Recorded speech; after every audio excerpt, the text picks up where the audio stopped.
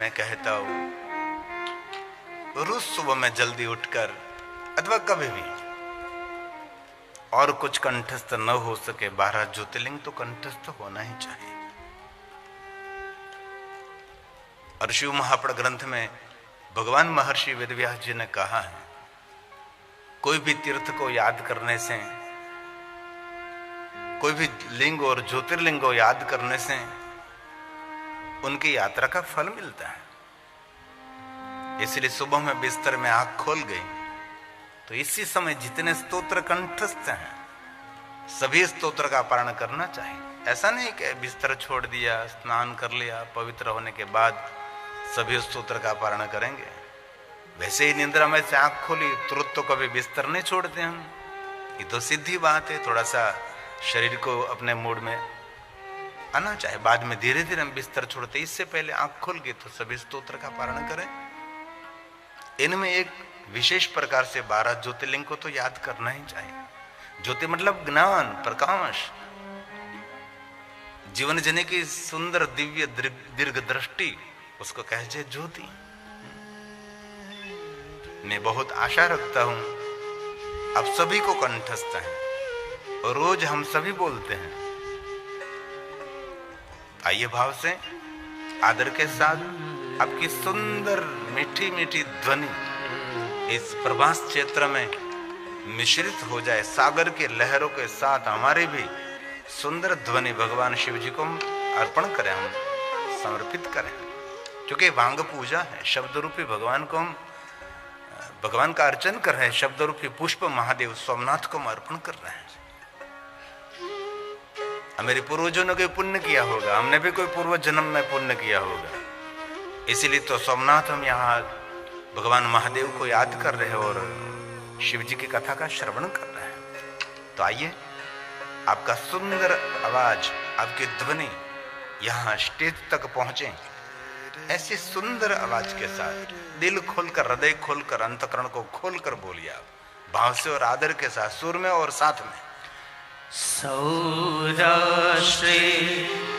सोमनाथम। कितनी सुंदर, पहला ज्योतिर्लिंग, पहला ज्योतिर्लिंग, पहला ज्योतिर्लिंग। कोई भी पूरे भारत में नहीं, कोई भी देश में कोई ज्योतिर्लिंग को याद करेगा तो पहले तो सौराष्ट्र को ही याद करना पड़ेगा ना, इस भूमि को याद करना पड़ेगा, सौराष्ट्र धरा को याद करना पड़ेगा, ये पावन भूमि। सौराष्ट्रे सोमनाथम च श्रीशैले मल्लिकार्जुनम् पूजनीया महाकालम् ओंकारम्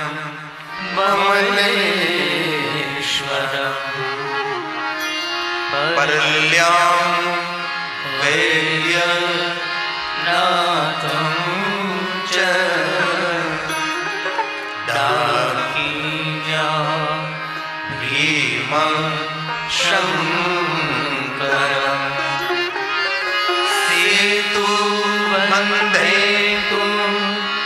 रामेशं नागेशं दारुकावने वाराणस्यां विश्वेशं त्र्यम्बकं गौतमी तटे हिमालये तु केदारम् भूषणेशं च शिवालये एतानि ज्योतिर्लिङ्गानि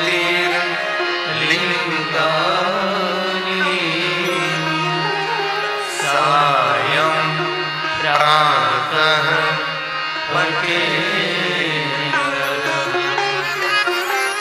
सप्त जन्म कृतं पापो स्मरेत्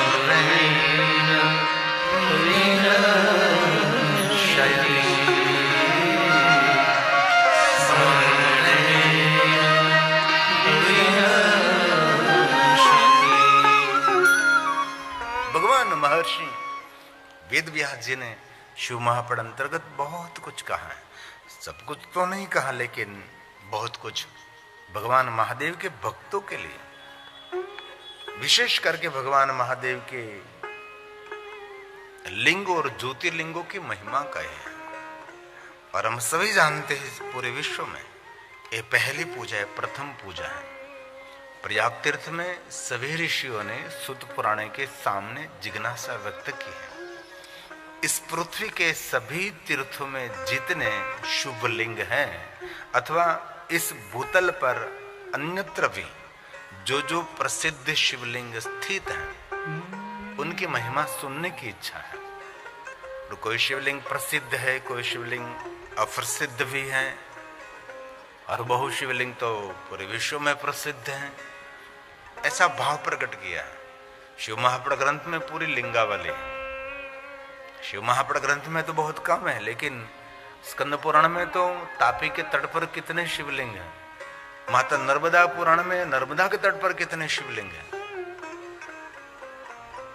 और इतने इतने लिंगों का वर्णन, और लिंग पुराण में तो बहुत सारे शिवलिंगों की वंदना है। और मैंने पहले दिन भी कहा था और फिर से कहता हूं, एक एक श्लोक भगवान शिव जी को हम अर्पण कर रहे हैं। कल हमारे एक परम शिव भक्त अहमदाबाद निवासी और अनिला बहन की परम आश्रित और सखी भी समझो, उसने एक भाव प्रकट किया था कि कभी ऐसा हो सकता है कि पूरे शिव महापुराण ग्रंथ के 24,000 श्लोक का कथा करें, पूरे 7 संहिताओं के साथ, एक भी श्लोक बीच में से नहीं छोड़ना। मैं तो बीच में तो उठा दे लेता हूँ, जो मुझे कहे ना वो अंदर से ले लेता हूँ और मैं भगवान की कथा में जोड़ देता हूँ। लेकिन ऐसा भी कभी हो सकता है कि प्रथम श्लोक से लेकर अंतिम श्लोक तक, मैंने कहा भगवान कृपा करे तो ऐसा भी कहीं करेंगे। और उनके लिए तो एक जगह पर पूरी साल मुझे रहना पड़ेगा, चतुर्मासा करना पड़ेगा। जैसे चतुर्मासा महात्मा लोग करते हैं ना कि एक स्थान पर 4 महीने 4.5 महीने रहे, मयूर भाई पटेल ऐसे कुछ व्यवस्था करेंगे, कभी चतुर्मासा करेंगे। चतुर्मासा करने के लिए प्रदेश में नहीं जा सकते क्योंकि चतुर्मासा हमारा विदेश में चला जाता है। तो ऐसे 4 महीनों में पूरे 24,000 श्लोक का भाषांतर के साथ, उसके महिमा के साथ हमने कोरोना काल में बहुत कुछ किया था। रोज रात को 2 बजे तक मैं जागता था और सुबह में रोज सुंदर सुंदर कथा का गायन करता था। तो ऐसा कभी आने वाले समय में ऐसा कुछ करेंगे। पृथ्व्याम यानि लिंगानि तीर्थे तीर्थे, एक एक श्लोक महादेव की वंदन, एक एक श्लोक शंकर भगवान की पूजा है। ये देवलोकी, देवनागरी, देव भाषा है। पृथ्व्याम यानि लिंगानि तीर्थे तीर्थे शुभानि अन्यत्र वास्थले यानि प्रसीदानि स्थितानि वै प्रसीदानि स्थितानि वै।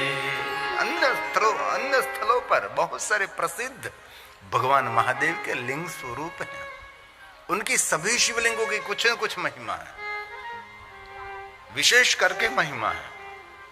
वैसे तो शिव महापुराण ग्रंथ को देखे तो 100 करोड़ से भरा हुआ शिव महापुराण ग्रंथ है, 12 संहिताओं के वाला। लेकिन ये क्रमशः जैसे मनुष्य का आयु अल्प होने लगा, वैसे पुराणों का भी अल्पीकरण किया गया, इसलिए पुराण का कद भी छोटा किया गया। इसलिए दूसरी बात कही, सभी महात्माओं ने भाव प्रकट किया है। ए भगवान महर्षि वेदव्यास के सदशिष्य, लोक हित की कामना में परमेश्वर भगवान शिव के उन सभी दिव्य लिंगों का वर्णन कीजिए। जितना हो सके इतना दिव्य दिव्य शिवलिंगों का वर्णन कीजिए। और बहुत पहले मैंने कहा 12 ज्योतिर्लिंग, बहुत सारे ज्योतिर्लिंग हैं। इसमें कह दिया कि सभी शिवलिंगों का तो वर्णन नहीं कर सकते, लेकिन दिव्य लिंगों का वर्णन करें जो विशेष प्रकार से। तो शिवलिंग की महिमा है, इन शिवलिंगों की महिमा कहने का प्रयास करें। तानी तानी दिव्यानी। सभी शिवलिंगों का तो वर्णन आप नहीं कर सकते क्योंकि इतना समय, ये भी हो सकता है, क्यों नहीं हो सकता, सब कुछ हो सकता है। जो पुराणों में कहा, ये धीरे धीरे धीरे धीरे कथा में धीरे धीरे धीरे करके सभी शिवलिंगों का वर्णन, लेकिन कथा सभी शिवलिंगों की नहीं मिलती। कल्प भेद, पुराण भेद, बहुत सारा भेद रहता है, लेकिन ताने ताने बहुत सारे शिवलिंगों की कथा कहने का प्रयास करे। तानी तानी च दिव्यानि, जो दिव्य शिवलिंग, दिव्य शिवलिंग है। और हमारे भारत के लिए तो, हमारे लिए सबके लिए गौरव है ना। हर गांव में भगवान महादेव लिंग रूप में विराजते हैं, हर शहर में भगवान महादेव लिंग रूप में विराजते हैं। और जामनगर को तो छोटी काशी कहा है ना, वहां बहुत सारे शिवलिंग, बहुत सारे महादेव के स्थान है। और सभी शिवालय इस जामनगर के राजा के पास है। और शिव महापुराण ग्रंथ में भी कहा है 100 से ज्यादा जिस नगर में शिवालय हैं उसको छोटी काशी भी कह सकते हैं, 100 से ज्यादा। इसलिए जामनगर का भी बहुत, और हमारे, मैं गौरव करता हूँ, हमारा जजमान श्री अति पुण्यवान उमेश भाई नंदा परिवार वो जामनगर रहते हैं। जामनगर के साथ हमारी कुछ बहुत लेन देन है। 12 ज्योतिर्लिंग की कथा भी जामनगर निवासी जगदीश खाटोवाला के माध्यम से हुई ना। इसलिए आप भी जामनगर, आपकी कर्मभूमि और आपकी जन्मभूमि भी जामनगर है उमेश भाई, और है, मुझे शाम को बता देना। एक जन्मभूमि होती है, एक कर्मभूमि भी होती है, और अंतिम भूमि तो हमारी कहाँ है किसी को पता नहीं होता।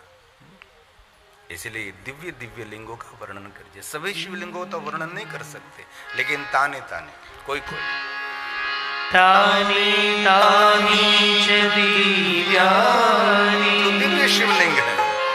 लिंगानि परमेशितो, व्यास शिष्य समाचस्व, लोकानां हितकाम्यया, लोकानां हितकाम्यया। जगत हित के लिए, लोक हित के लिए आप जो दिव्य दिव्य भगवान महादेव के लिंग स्वरूप है उसको कहने का प्रयास करें, और गंभीरता से आदर के साथ 3 घंटे भगवान महादेव की कथा का श्रवण करें। क्योंकि यहाँ लौकिक बात हम नहीं बहुत करेंगे, नाच गान थोड़ा भी कम रखेंगे, जरूर करेंगे। नृत्य तो भगवान शिव जी को बहुत प्रिय है। हमारे सोमनाथ महादेव की पूजा तो नृत्य से, गीत से, संगीत से रहती थी। ये नृत्य की प्रधानता का भी स्थान है। और हमारी हेतलबेन भारतीय नाट्य में तो बहुत प्रखर है, प्रथम है भारतीय नाट्य में। इसीलिए हेतलबेन के लिए बहुत गौरव करना चाहिए। ये भी कला और सर्व कला, कला निधान भगवान शिव है। कोई भी कला से भगवान शिव का पूजन कर सकते हैं आप। कभी कोई मंत्र, स्तोत्र, पूजा अर्चन के लिए कुछ भी हमारे पास सामग्री नहीं है तो महादेव के सामने थोड़ा सा नृत्य कर लीजिए, वो भी भगवान महादेव की पूजा है। अरे थोड़ा सा संगीत बजा लीजिए, वो भी महादेव की पूजा है। अरे हमारे गांव में रहने वाले जिन्हें कभी पढ़ाई नहीं की, कुछ भी नहीं जानते, वो भगवान के सामने जाकर कह देते हैं भगवान कुछ पता नहीं, अपने गाल बजाकर भगवान की पूजा कर लेते हैं। गाल बजाते हैं, गाल में हवा भर के, मुख में हवा भर गाल बजाते थे, बुम बुम बुम बुम बुम बुम कर लेते। हो गए डमरू का नाद, हो गई महादेव की पूजा। शिव की पूजा बहुत तरीके से हो सकती है। इसीलिए सूत पुराण बोल रहे कि हे महात्माओं, अपनी जिज्ञासा को देखकर आपके समक्ष में दिव्य दिव्य शिवलिंगों का वर्णन करूंगा। लोक हित के लिए, जगत हित के लिए मेरे सदगुरु भगवान महर्षि वेदव्यास जी ने जो मुझे कहा, मुझे याद रहा, मेरी बुद्धि अनुसार आपके समक्ष में कहने का प्रयास करता हूं। हिंदी में इसीलिए मैं कथा कह रहा हूं क्योंकि कथा आस्था भजन, आस्था इंटरनेशनल में ये कथा प्रसारित है। इसलिए जरूर मैं गुजरात का हूं, मैं जन्म से गुजराती हूं और मैं गौरव करता हूं कि मेरी मातृभाषा गुजराती है। इस बात का मुझे गौरव है। लेकिन हिंदी प्रवचन करना, हिंदी भाषा का सहयोग करना, वो भी एक राष्ट्र की सेवा है। तो सूत पुराण जी ने कहा, हे महात्माओं, गंगा के तट पर प्रसिद्ध बहुत सारे शिवलिंग हैं।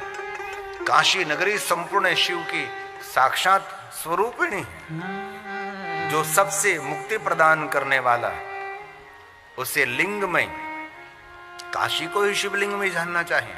सदा शिव की निवास स्थल ये काशी है। काशी की बहुत सारी महिमा, और हमने काशी में 2 कथा की है। 2009 में कथा की थी, फिर मैंने काशी में कथा की थी। काशी में गली गली में भगवान महादेव के बहुत सारे लिंग स्वरूप हैं। इसलिए सुत पुराण ने कहा जो ये स्वयं काशी स्थली है, शिव जी की नगरी है, और स्वयं काशी ही लिंगमयी है, ये शिवस्थली है, लिंगमयी। खलु भी मुक्तिदा, ये मुक्ति देने वाली नगरी है।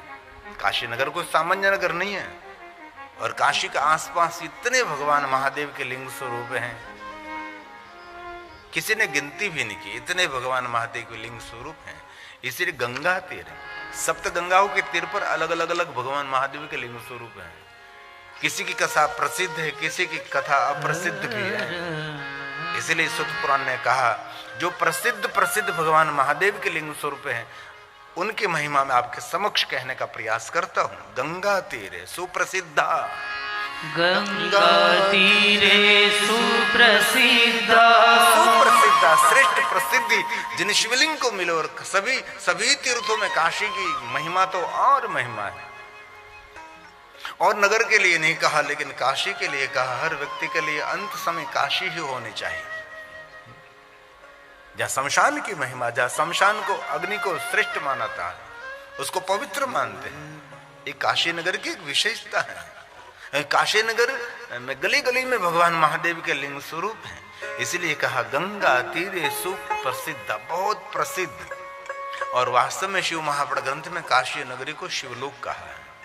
साक्षात भगवान महादेव जी वहां निवास करते हैं, और काशी नगर स्वयं शिव जी का स्थान है। ये काशी, मैं बहुत हृदय के साथ, आदर के साथ पूछ सकता हूं कितने लोग काशी गए हैं? ज्यादातर हम सभी काशी नगर गए हैं। यह हमारा सबका पुण्य है, हमारा सबका सद्भाग्य है। इसीलिए सुत पुराण प्रयाग तीर्थ में सभी महात्माओं को सुना रहे हैं। गंगा तीरे सुप्रसिद्धा, काशी खलु विमुक्तिदा, साहि लिंगमयी देया, शिवा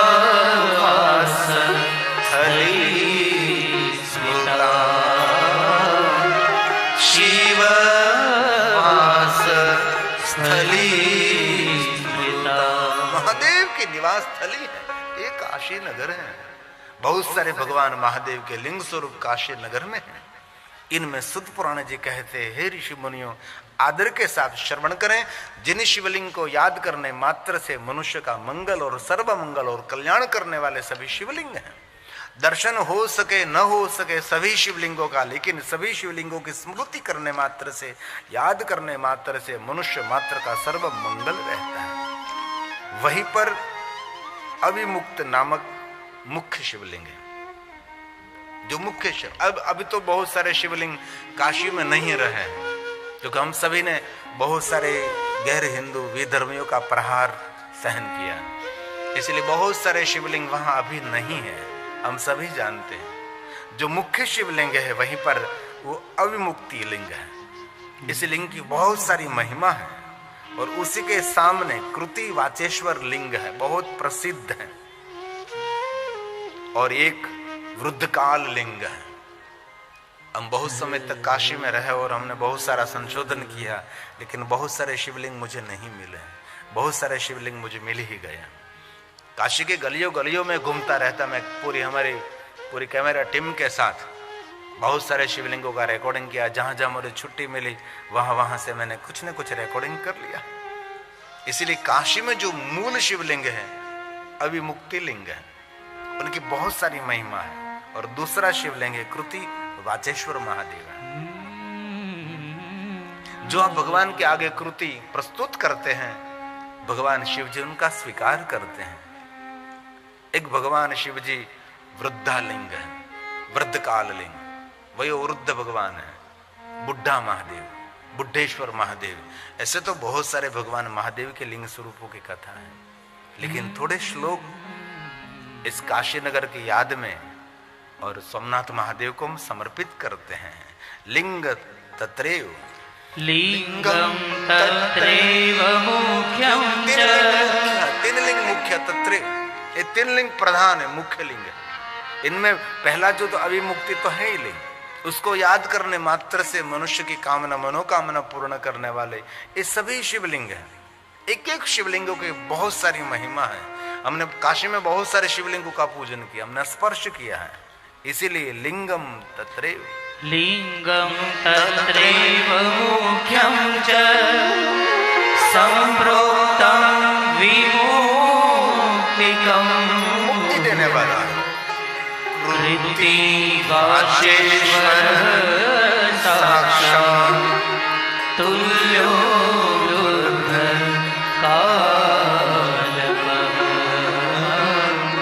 तुल्यो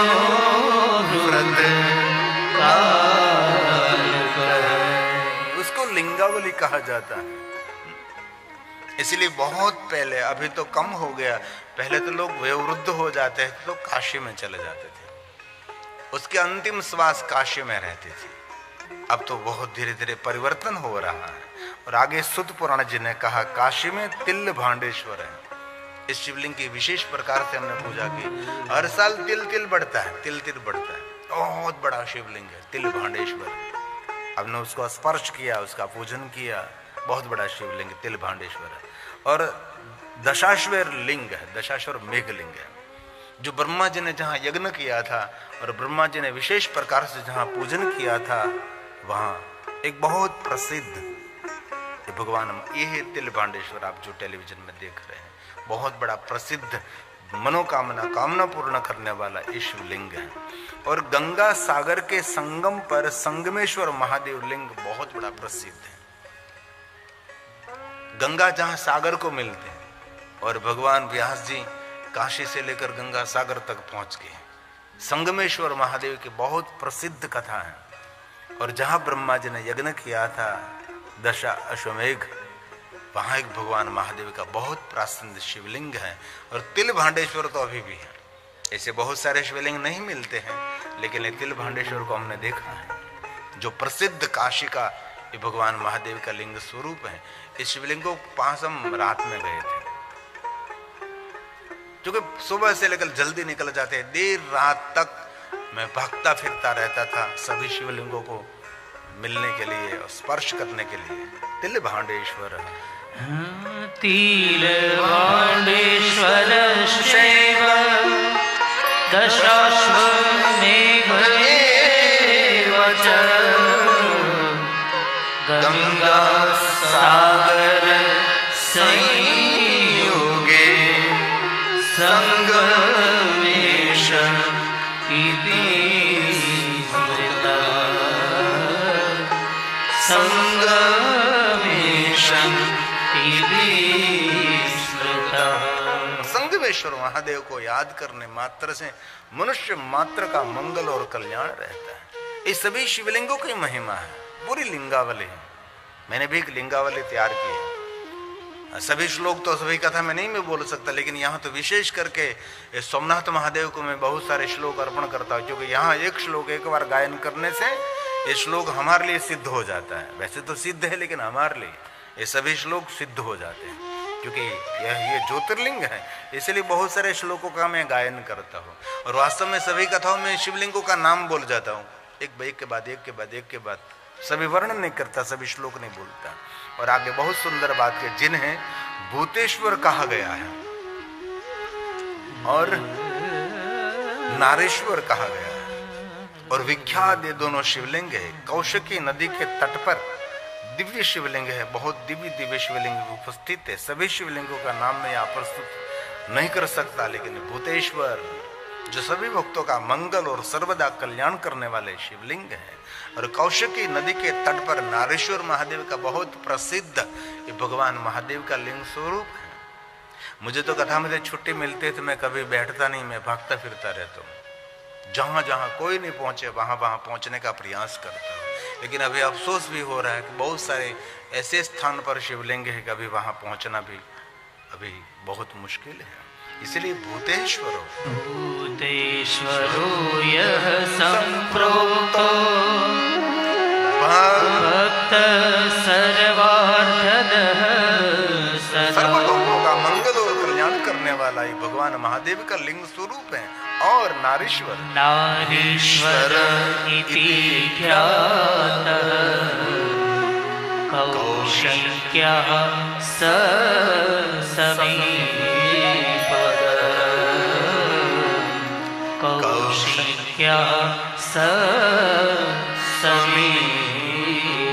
कौशिकी नदी के तट पर भगवान महादेव जी विराजते हैं नारेश्वर स्वरूप में। और आगे कहा गंडकी नदी के तट पर अगणित भगवान महादेव के लिंग स्वरूप है। गंडकी नदी जहां से शालिग्राम भगवान मिलते हैं, गंडकी नदी से, उनकी भी बहुत सारी महिमा है।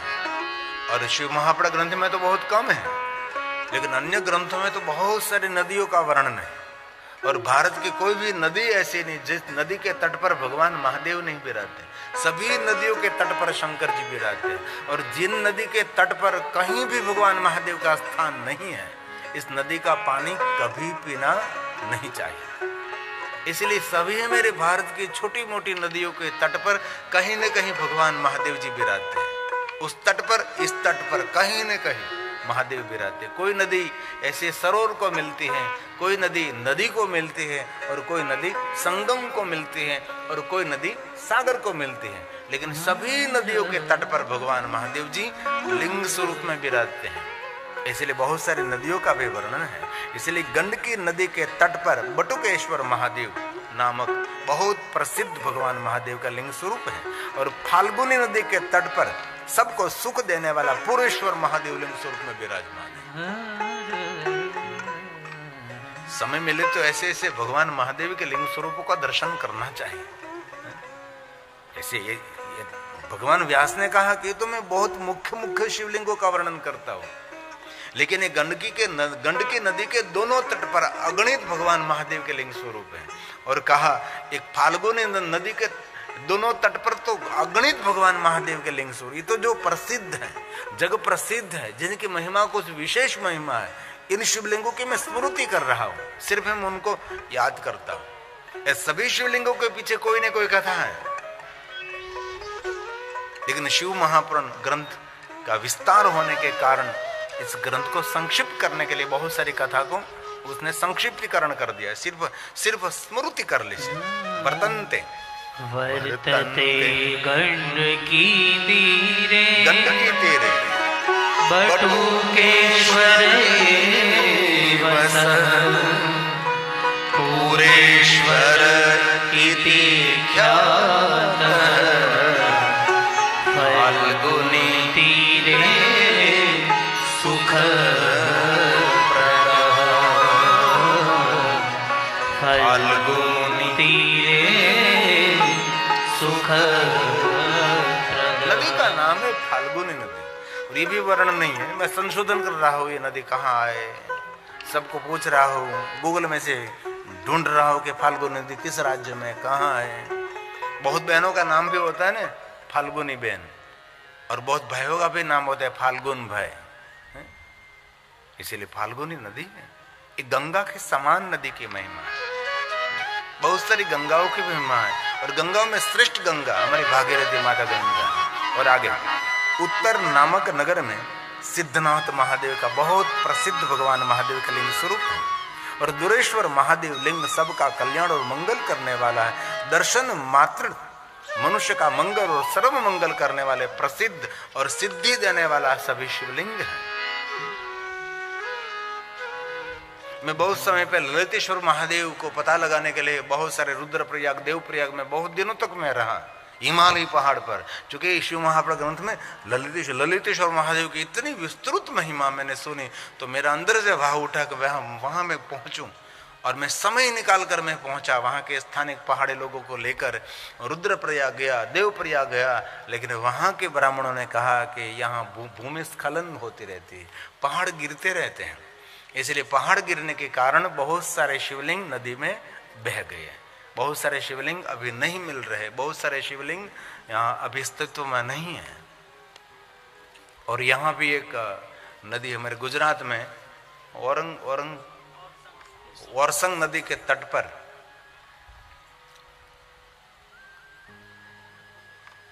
निकुलेश्वर महादेव का प्रसिद्ध शिवलिंग का 5 पांडवों का भाई निकुल ने वहां स्थापित किया था। निकुलेश्वर महादेव का बहुत प्रसिद्ध।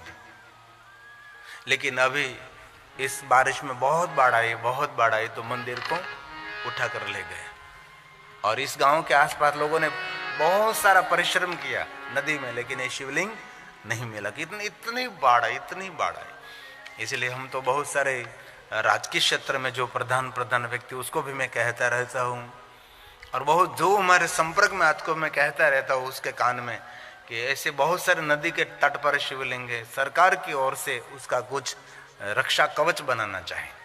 कितना ही बाढ़ आए, लेकिन ये जो सुरक्षित रहें तो आने वाले समय में हमारे भक्तों को दर्शन का अवसर मिले।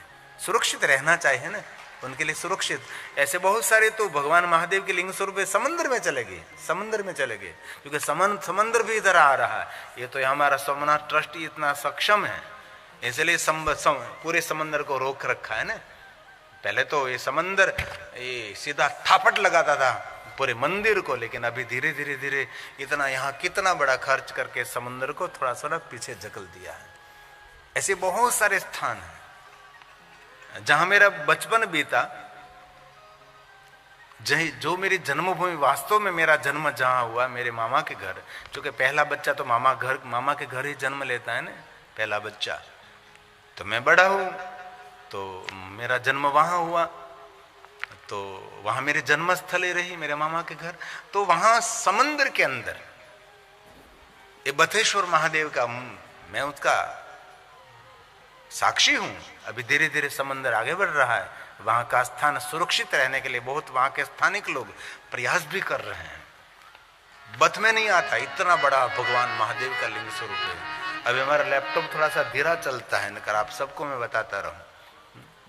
ऐसे बहुत सारे स्थान हैं जो समंदर में चले गए, धीरे धीरे समंदर में चले गए। वहां से दूर जाओ तो ये जो बथेश्वर है, वहां कोई सुरक्षा नहीं है। वहां के गांव के लोग थोड़ी सी सुरक्षा करते हैं, लेकिन वहां समंदर का पानी पूरा, आज पूर्णिमा के दिन तो पूरा भर जाता है समंदर से।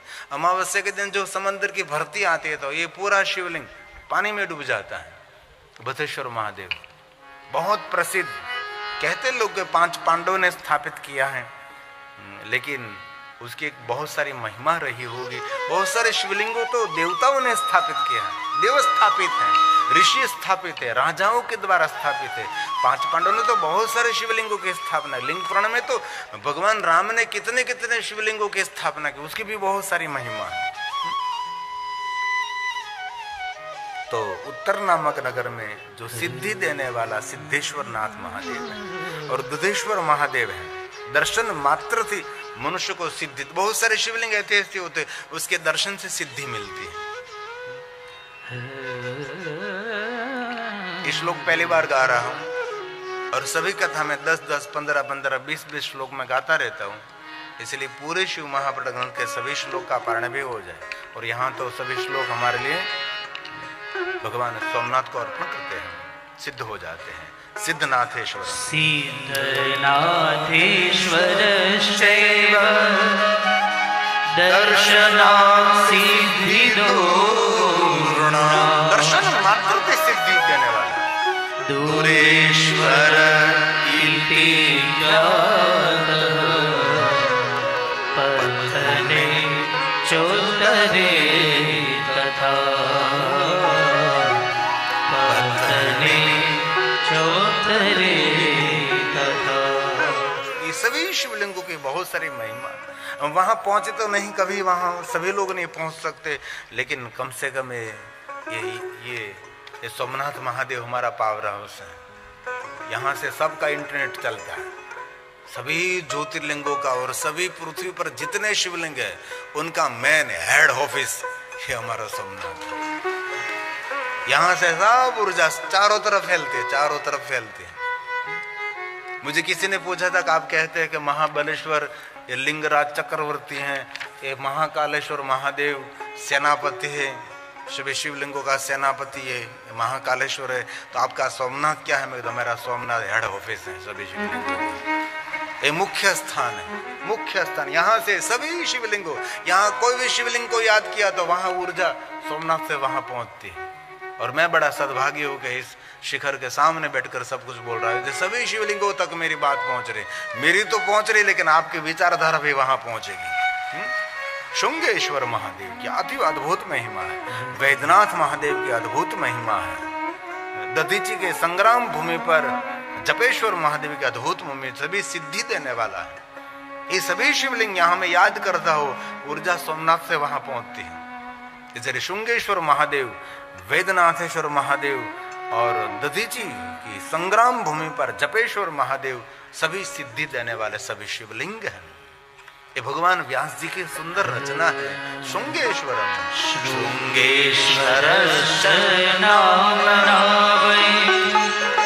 वैद्यनाथस्तथैव च जपेश्वरस्तथा जपेश्वरम यो दधीचीरणस्थले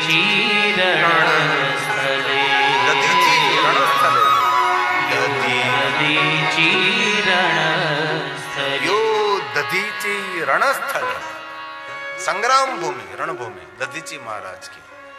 और वैद्यनाथ महादेव की बहुत स्थान पर वैद्यनाथ महादेव है। एक वैद्यनाथ है और एक वैजनाथ है। ये परल्ली में उसको कहते हैं वैद्यनाथ, हमारे सबका वैद्य है और सभी रोगों को दूर करने वाला है वैद्यनाथ। रावण के द्वारा जो स्थापित शिवलिंग है, जो वेजू नाम के गोवाला ने भगवान महादेव का पूजन किया, वो वैजनाथ है। ये शिवलिंग और इस शिवलिंग की दोनों की महिमा अलग है। झारखंड में जो आया है वैजनाथ है।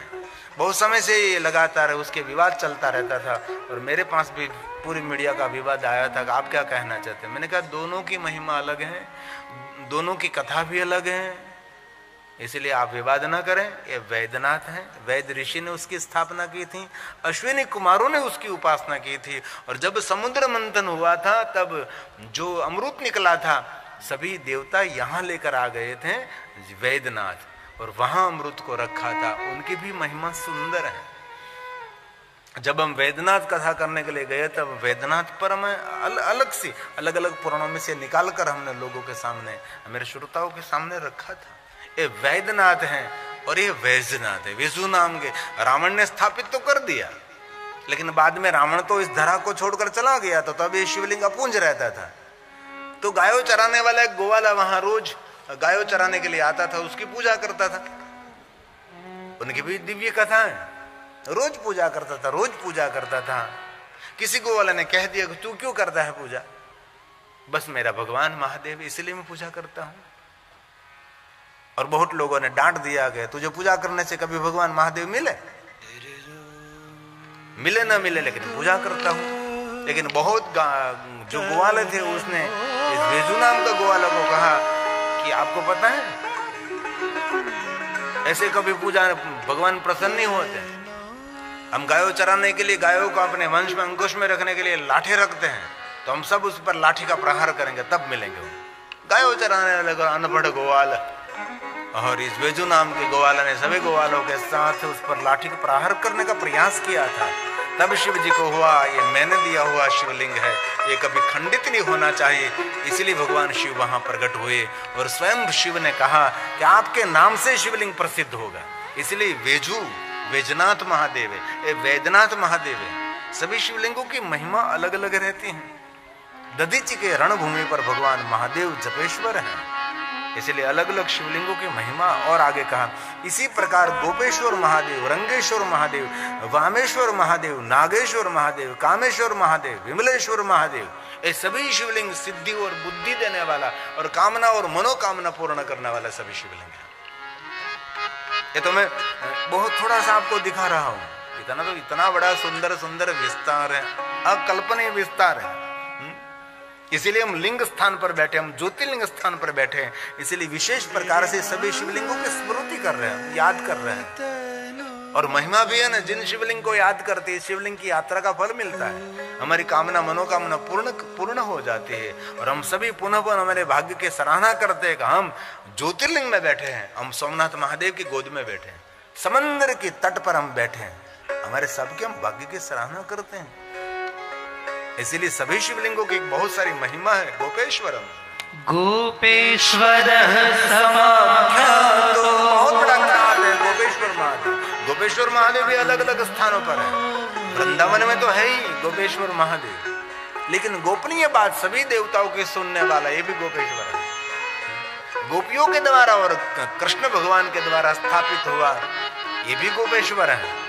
अलग अलग अलग भूतेश्वर को एक नहीं, भूतेश्वर तो अगणित संख्या पर भूतनाथ भूतेश्वर भूतेश्वर भूतेश्वर है। कभी आप हुगली के तट पर जाओ, क्योंकि गंगा बंगाल में पहुंचते तो वो हुगली हो जाती है ना, उसको हुगली कही जाती है।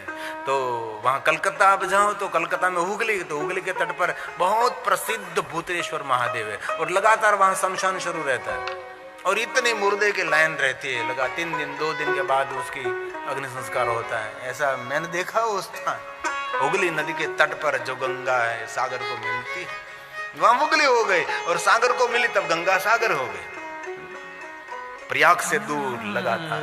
ऐसे बहुत सारे स्थान हैं, इसलिए भगवान व्यास जी का सुंदर ये निरूपण वर्णन है। गोपेश्वर समाख्यातो रंगेश्वर याद करो, उसको याद करो, रंगेश्वर महादेव। वामेश्वरश्च नागेश कामेशो विमलेश्वर कामेशो विमलेश्वर। ये सभी शिवलिंगों की अद्भुत महिमा है।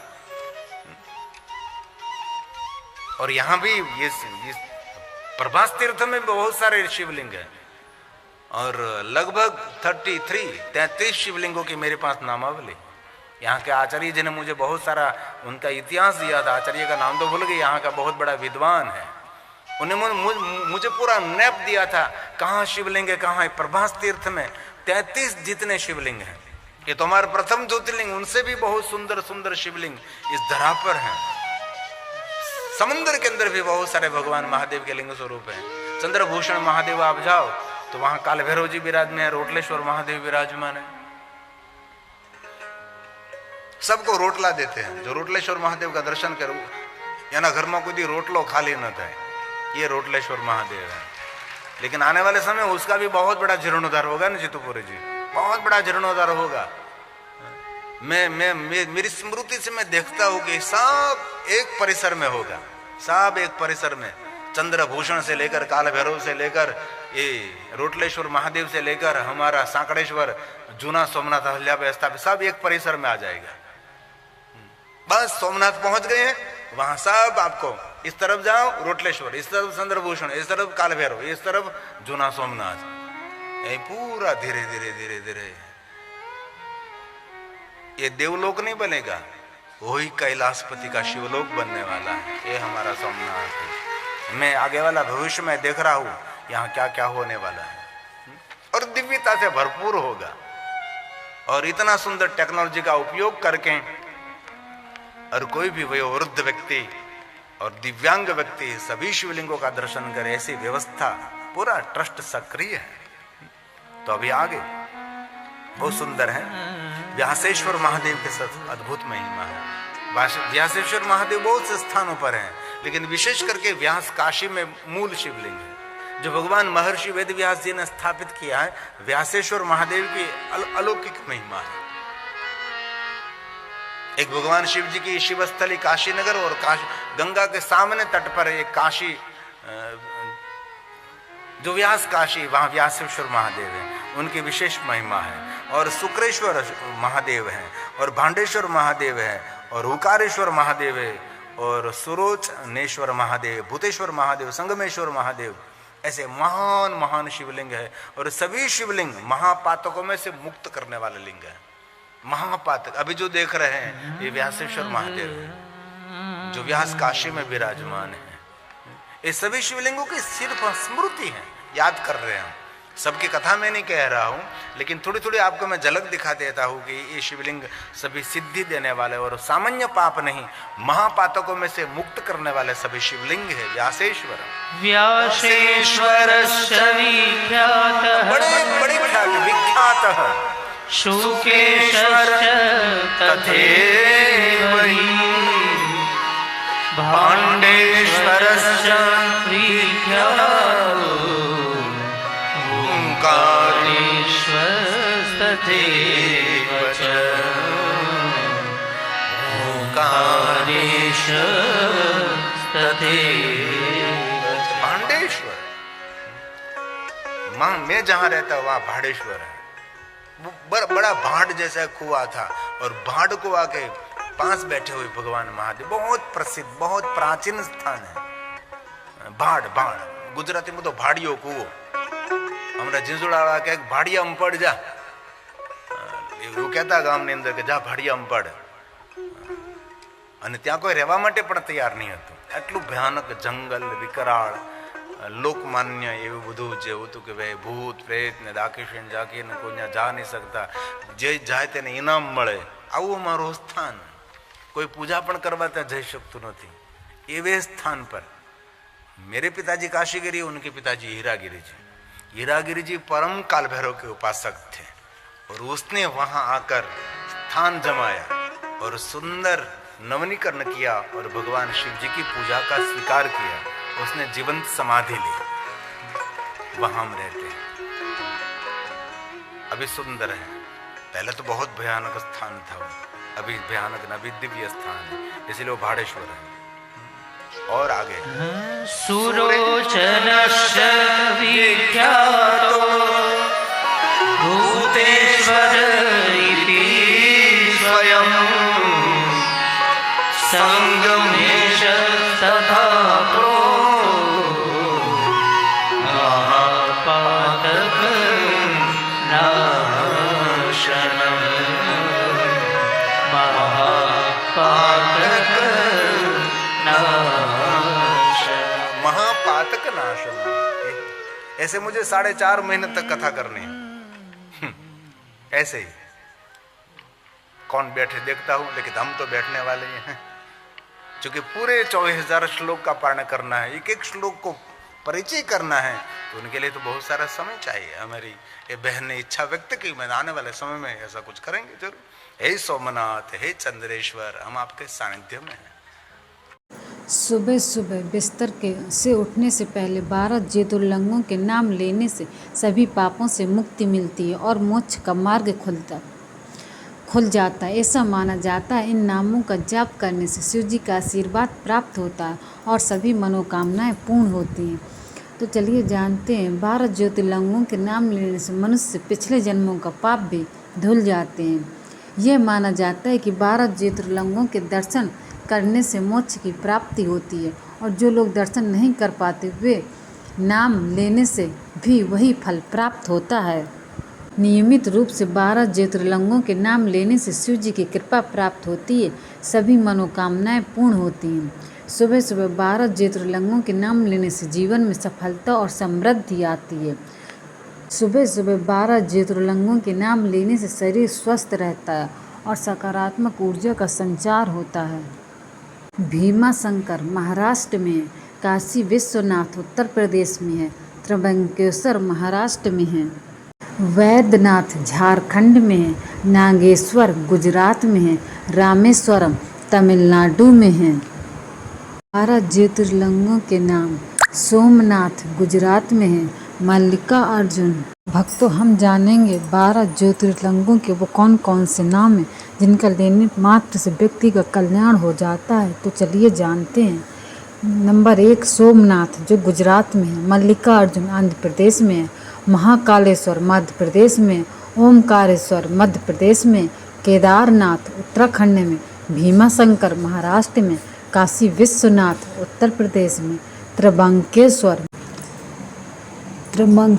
महाराष्ट्र, वैद्यनाथ झारखंड, नागेश्वर गुजरात, रामेश्वरम तमिलनाडु, कृष्णेश्वर महाराष्ट्र. तो भक्तों, ये थे 12 ज्योतिर्लिंगों के नाम.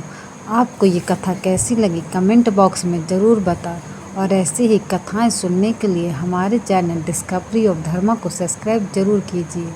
कहते हैं कि जो भी व्यक्ति 12 ज्योतिर्लिंगों के नाम प्रतिदिन लेता है उस व्यक्ति का कल्याण हो जाता, उसकी सभी मनोकामनाओं की पूर्ति होती। चाहे तो आप एक बार आजमा के देख लेना। तो भक्तों, कैसी लगी आपको आज की ये कथा कमेंट बॉक्स में ज़रूर बताएं। कमेंट बॉक्स में हर हर महादेव लिखना न भूलें।